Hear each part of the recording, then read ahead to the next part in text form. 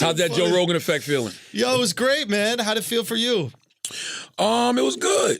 You know what I'm saying? I appreciated it. It's like I tell people all the time, we don't know what people are into, bro. Yes. Like, I don't know why people think that it's like, I don't want to say levels, like certain clubs. You know what I'm saying? Like, this group of people listens to this guy. Yes. This group of people listen to that guy. And these Yes. group of people, I'm sure it is like that, but it's a lot of intersectionality and all this shit. Yo, so that's what I was thinking about. And Joe was kind of expanding on this. We were talking afterwards, just about the difference from like traditional media and podcasting. Is podcasting has become this incredibly inclusive form. Yeah. Right? It's like, whereas like radio, the traditional thing with radio, when I was coming up, I'm sure throughout your entire career, is like the opposing radio station and you have beef. They were the radio wars, I think they called it back in the day. Cypher would talk to me about that. And it was like, fuck them no matter what, and we're going to beef just because we're on opposite sides. And the podcasting game, for me, is seeming, now granted, we've joked around with other podcasts, but like... We've had smoke for Joe Budden and those guys. With Budden and them. But in reality, it's kind of like... But then we still go do their show, and they still come do ours. Boom, you do. But I feel like, as far as I'm concerned, like the other comics that I know who have podcasts, like we all try to lift each other up. And on the West Coast, they do that really well. And I was stoked to have you specifically go on Rogan for you and Rogan to meet, because I felt like it was these two parts of the internet that you had crossover fans, but neither of your fans knew how much they liked each other.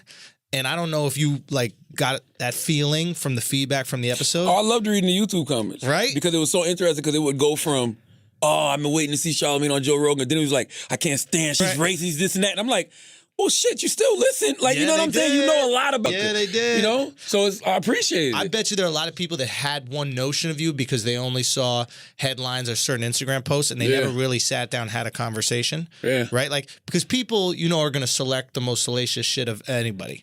Right? Like, never have I met someone that, like, had something horrible to say about me that actually had a conversation with me. Yeah, absolutely. You know what I mean? They don't know you. They don't know me at all, right? So, like, when we did that podcast, it was like a great podcast. Like, we do this every week.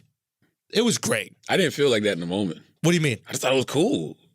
But the fact that it was... I did. We were just kicking it. I didn't think nothing Stop of it. being cool, Yo, bro. Schulz, I'm being honest, bro. You're being cool, Yo, bro. we was there for 3 hours. I didn't know we did 3 hours. That's what I'm saying. It was so effortless. It just went. Listen, I'm saying this in the most humble way possible. Mm-hmm. I didn't know we was slapping like that. We just being regular.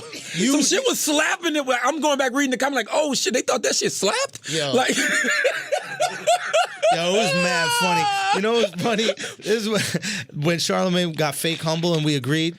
Do you guys remember that part? When you were talking about your success, you were like, listen, I don't even know why I'm successful. I'm just like a regular guy. Like, I don't do anything that good at all. I'm just a normal person. I have all this success. I almost feel guilty about it. And then Joe and I were like, yeah, that's true. And you were like, I thought y'all were going to give me a little pushback on that. I thought I was a little bit special. I thought I had some sort of skills. I just want a little pat on the back.